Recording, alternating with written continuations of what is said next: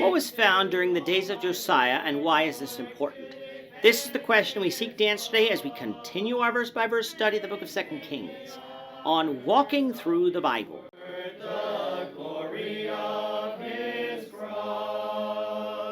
Today we're going to be discussing 2 Kings chapter 22, verses 1 to 10. But before we do that, let's read the passage. If you have a Bible with you, turn to 2 Kings chapter 22, verse 1. But if you don't have a Bible, don't worry. Just follow along with us on the screen. The version that we'll be reading from is the New King James Version. So 2 Kings chapter 22, beginning at verse 1.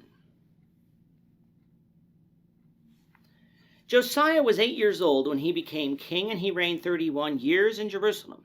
His mother's name was Jedidah, the daughter of Adiah of Boscath. And he did what was right in the sight of the Lord, and walked in all the ways of his father David. He did not turn aside to the right hand or to the left. Now it came to pass in the 18th year of King Josiah that the king sent Shaphan the scribe, the son of Azaliah, the son of Meshullam, to the house of the Lord, saying, Go up to Hilkiah the high priest, that he may count the money which has been brought into the house of the Lord, which the doorkeepers have gathered from the people. And let them deliver it into the hand of those doing the work, who are the overseers in the house of the Lord. Let them give it to those who are in the house of the Lord doing the work, to repair the damages of the house, to carpenters and builders and masons, and to buy timber and hewn stone to repair the house. However, there need be no accounting made with them of the money delivered into their hand, because they deal faithfully. Then Hilkiah the high priest said to Shaphan the scribe, I have found the book of the law in the house of the Lord. And Hilkiah gave the book to Shaphan, and he read it. So Shaphan the scribe went to the king, bringing the king word, saying, Your servants have gathered the money that was found in the house, and have delivered it into the hand of those who do the work, who oversee the house of the Lord. Then Shaphan the scribe showed the king, saying, Hilkiah the priest has given me a book. And Shaphan read it before the king. For 57 years, Judah has been ruled by the wicked kings Manasseh and his son Ammon. The evil of these two kings cannot be understated, for it is because of their evil that Judah will be taken off into captivity by the Babylonians, something that not even the righteousness of the next king of Judah could prevent.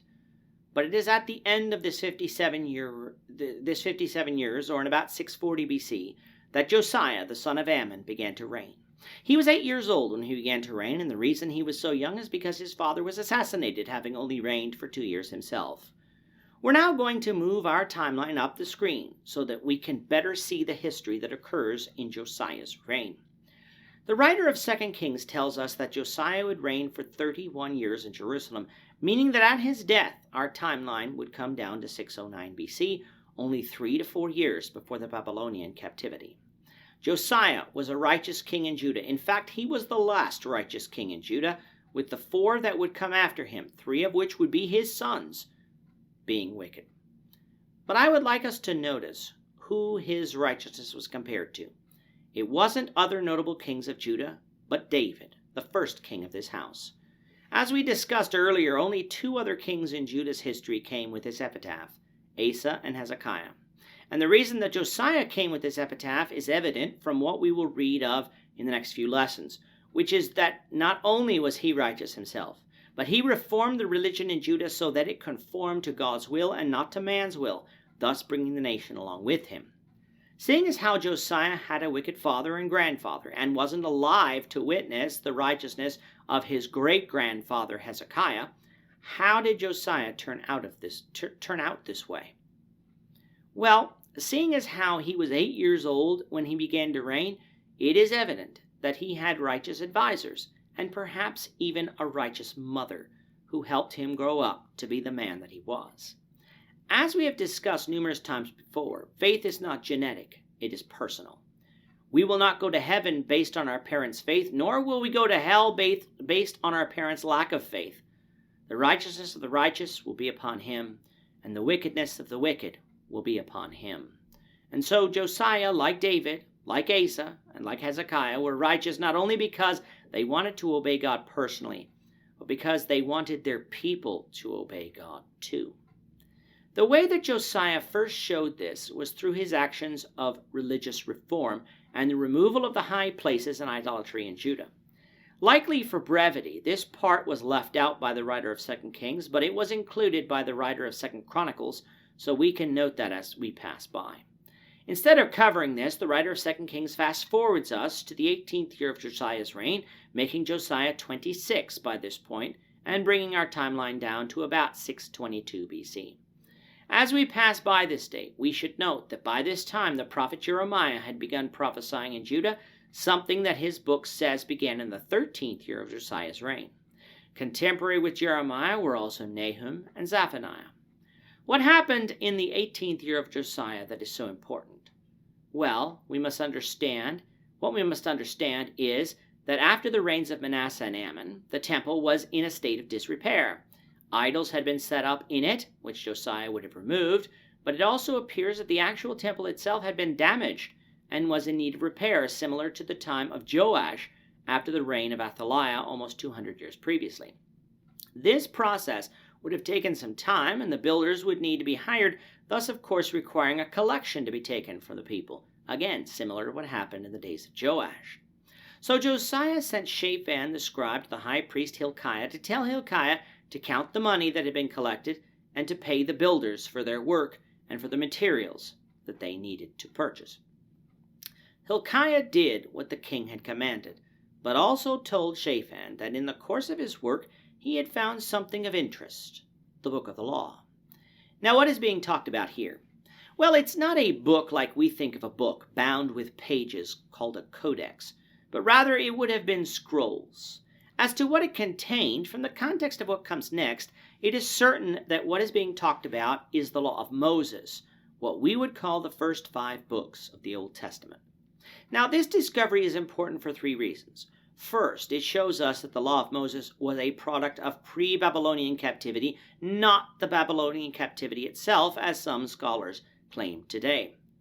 It would have been written by Moses, and whether or not we're talking about a copy here or the original is immaterial, for we know explicitly here in 2 Kings that Joash received the book of the law upon his ascension, and following it would have made a copy for himself, showing us that copies did exist. The second reason this discovery is important is because of what will happen after Josiah's reign, the Babylonian captivity. Think about it for a moment. Nebuchadnezzar is going to burn this temple down, along with everything in it that wasn't valuable enough to take as plunder.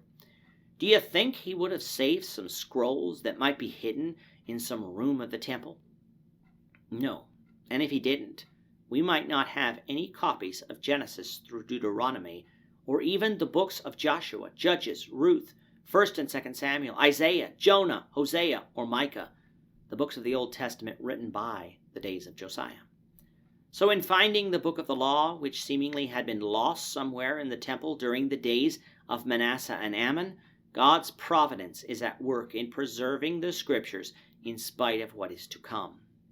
If these books remained lost or hidden, nobody would have been around to save them, and save them they did.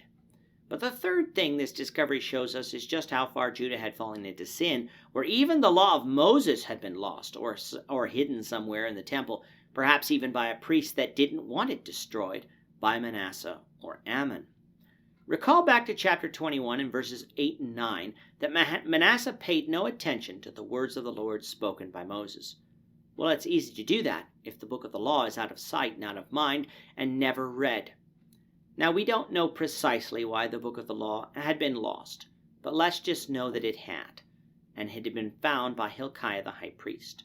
He gave it to Shaphan, who read it, likely only in part of what was important to understand, before coming to Josiah to read it to him.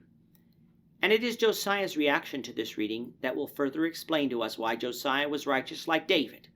So we invite you back for our next lesson, where we will cover Josiah's reaction. With that, our time is up for today. The Lord willing, we hope you'll join us for tomorrow's discussion of 2 Kings chapter 22, verses 11 to 20, as we continue our walk through the Bible, one verse at a time. Thank you for watching today's episode. We hope that you found it edifying and ask that you not only subscribe to our channel and podcast, but that you like and share this episode among your friends. so that the saving gospel of Jesus Christ can go out to the whole world.